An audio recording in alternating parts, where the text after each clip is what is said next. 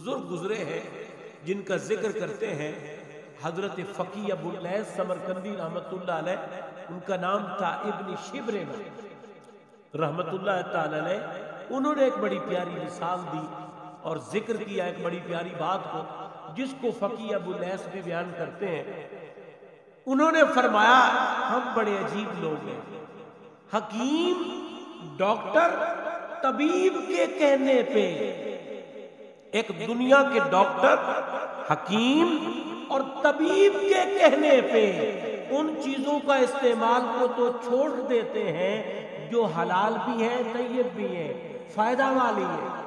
لیکن بڑی عجیب بات ہے کہ رب کائنات کے حکم کے مطابق اللہ کے منع کرنے پہ ہم ان چیزوں کو نہیں چھوڑ رہے ہوتے۔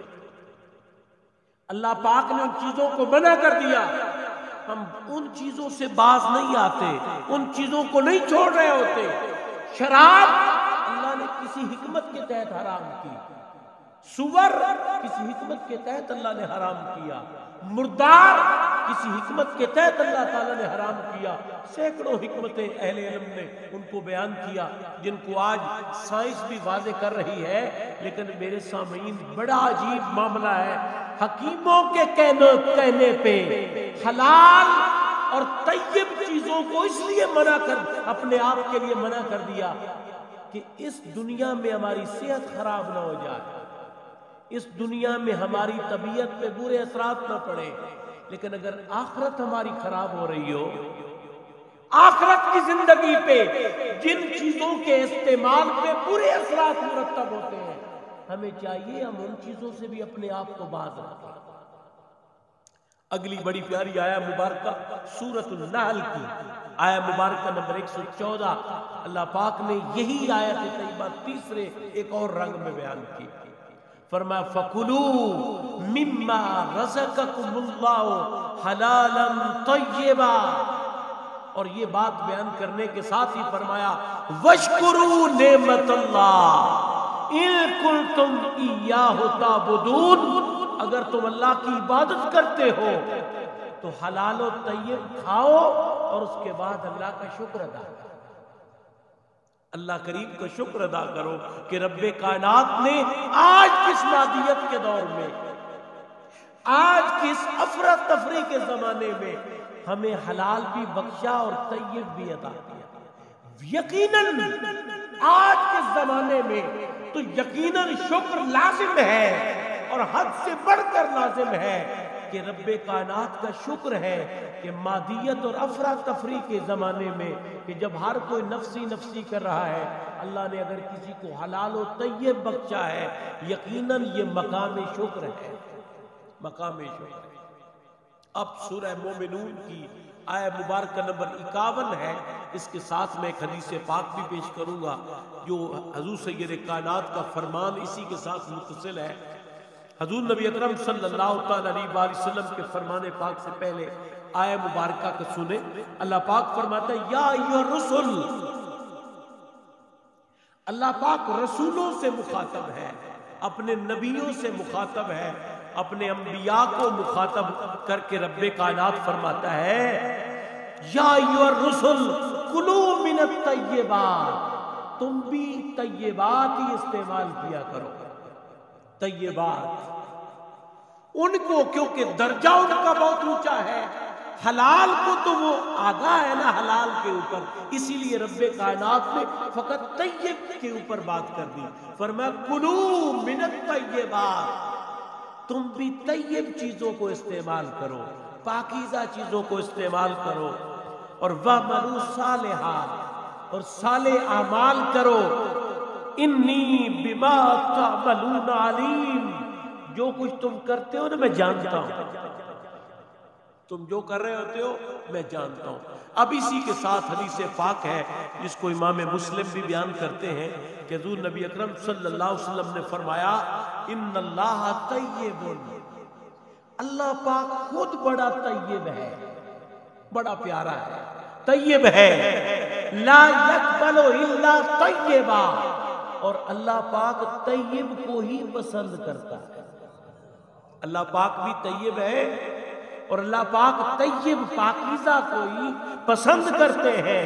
وَأَمَرَ اللَّهُ أَمْرَ الْمُؤْمِنِينَ إِنَّ اللَّهَ أَمَرَ الْمُؤْمِنِينَ بِمَا أَمَرَ بِهِ الْمُرْسَلِينَ.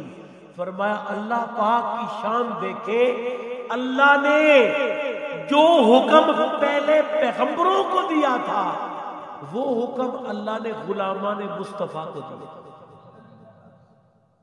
پہلے حکم کا مخاطب اسی آیت کو آپ نے سنا، انبیاء تھے کہ یا ایھا الرسل کلوا من الطیبات.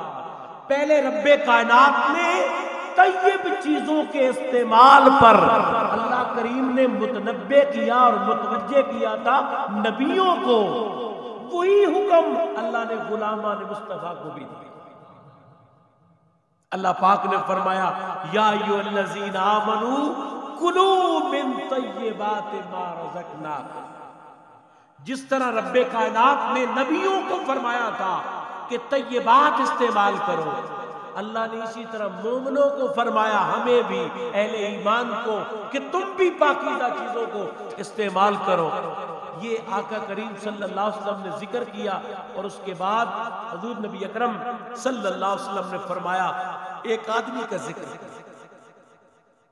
فرمایا ایک آدمی ہے اور یطیل السفر، جس کا سفر لمبا ہے، لمبا سفر کر کے آیا ہے، اشعثا، اس کے بال، اس کی شکل، اس کا لباس پراگندہ ہے، اجلا نہیں ہے، صاف نہیں ہے، اغبر، اس کے اوپر غبار ہے، مٹی ہے، اور یمد یدیہ الی السماء،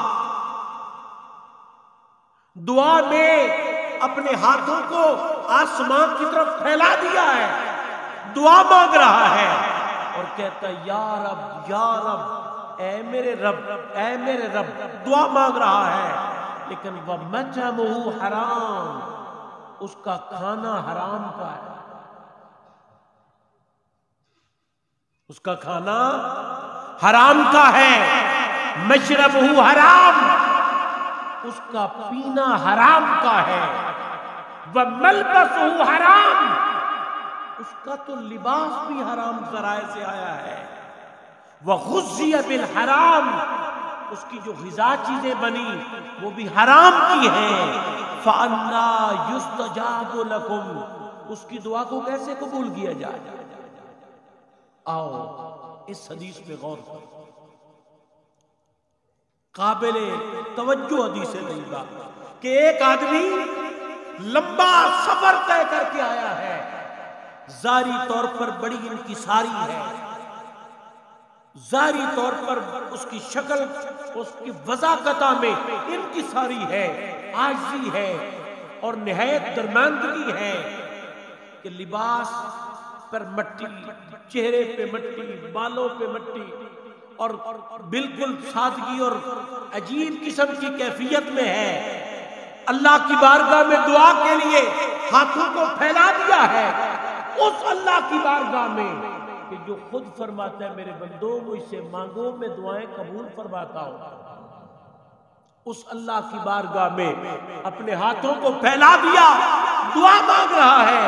لیکن اللہ پاک فرماتا ہے فَأَنَّىٰ يُسْتَجَابُ لَكُمْ، اس کی دعا کیوں قبول کی جائے؟ اللہ پاک فرماتا ہے اس کی دعا کیسے قبول ہو؟ اس کا تو کھانا حرام کا ہے، اس کا پینا حرام کا ہے، اس کا لباس حرام کا ہے. اے میرے پیارے سامعین، آج شکوہ ہے ہمارا، آج اللہ ماشاءاللہ ہم سب ایک گلہ کرتے ہیں، دعائیں قبول نہیں ہوتی، حتیٰ کہ بزرگوں کی دعائیں بھی ہمارے حق میں قبول نہیں ہو رہی.